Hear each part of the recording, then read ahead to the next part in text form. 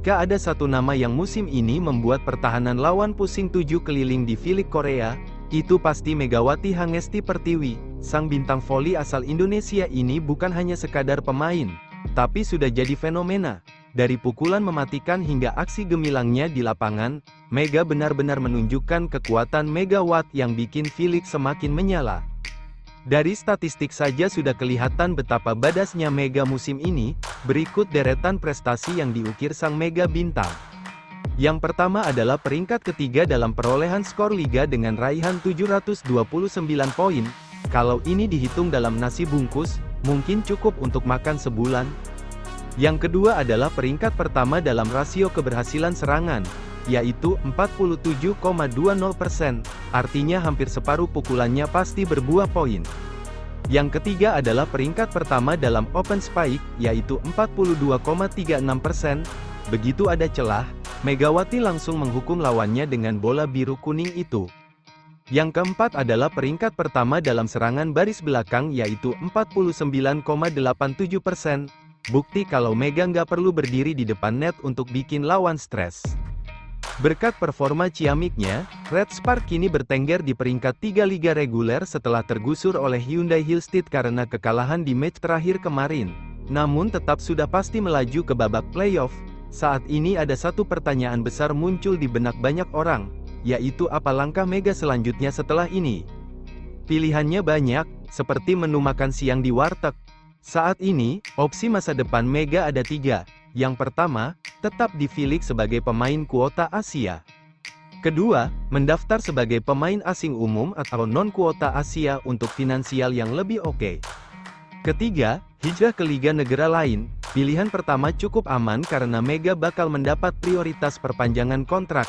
Namun, gajinya tetap di angka $150.000, batas maksimum untuk pemain kuota Asia. Pilihan kedua menarik dari sisi finansial. Jika Mega masuk ke draft sebagai pemain asing umum, batas gajinya bisa naik jadi $250.000. Tapi ada risiko karena ia bisa saja terlempar ke tim lain melalui sistem undian. Sementara itu, opsi ketiga juga menggoda. Jepang dan Turki dikabarkan tertarik padanya. Sementara Liga Indonesia mulai menggeliat berkat tawaran yang juga besar.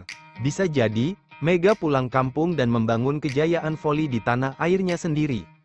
Untuk saat ini, Mega belum menentukan pilihan. Baik manajernya maupun agennya sepakat bahwa keputusan baru akan dibuat setelah musim berakhir. CEO Vision Internasional, Kim Seong-hun, mengatakan, secara finansial, masuk draft pemain asing memang lebih menguntungkan.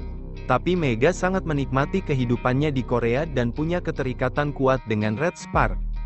Nah, sementara Mega sibuk menatap playoff, publik juga menunggu kepastian masa depannya. Apakah ia akan tetap di Korea dengan status baru, atau kita akan melihatnya beraksi di panggung lain versi internasional? Kepopuleran dan statistik Megawati Hangestri saat ini membuat 4 negara menginginkan jasa gebuk bola dari Megawati. 4 negara itu ialah Korea, Jepang, Turki, dan negaranya sendiri, yaitu Indonesia. Secara khusus, Liga Bola Voli Indonesia telah tumbuh secara signifikan dalam beberapa tahun terakhir karena adanya investasi besar oleh perusahaan minyak milik negara. Yang jelas, kemanapun Mega pergi, satu hal pasti, dia akan tetap bersinar seperti megawatt dalam dunia voli. Di Liga Voli Indonesia sendiri sekarang sedang ramai transfer pemain kawakan yang baru pulang dari Jepang, yaitu Yola Yuliana. Yola, yang baru saja merampungkan petualangannya di Liga Jepang bersama Tokyo Sunbeams, kini kembali ke tanah air dengan seragam baru. Tapi tunggu dulu, ini bukan pertama kalinya Yola mudik ke tim berbeda. Faktanya, Popsivo adalah klub ke-9 yang dibelanya di Proliga dan tim ke-10 sepanjang karir profesionalnya. Kalau sepak bola punya Zlatan Ibrahimovic yang sering gonta-ganti klub, voli Indonesia punya Yola Yuliana. Keputusan Popsivo merekrut Yola bukan tanpa alasan. Tim asuhan pelatih Gerardo Daglio ini tampil luar biasa di fase reguler, hanya kalah sekali dalam 12 pertandingan. Namun, untuk menghadapi babak Final Four yang bakal berlangsung setelah libur panjang Ramadan dan Idul Fitri, Popsivo butuh amunisi tambahan, dan siapa yang lebih cocok mengisi posisi pemblokir tengah kalau bukan Yola yang sudah kenyang pengalaman dan punya koleksi 4 trofi Proliga.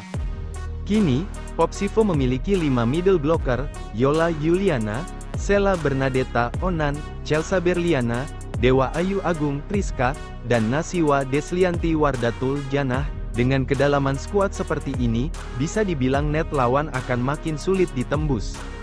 Selain mendatangkan Yola, Popsivo juga masih berburu pemain asing untuk menggantikan Betania de la Cruz yang kontraknya telah berakhir.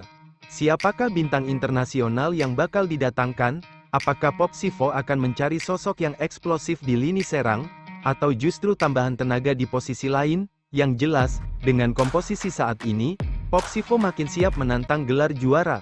Apakah Yola akan membawa tuah bagi tim barunya?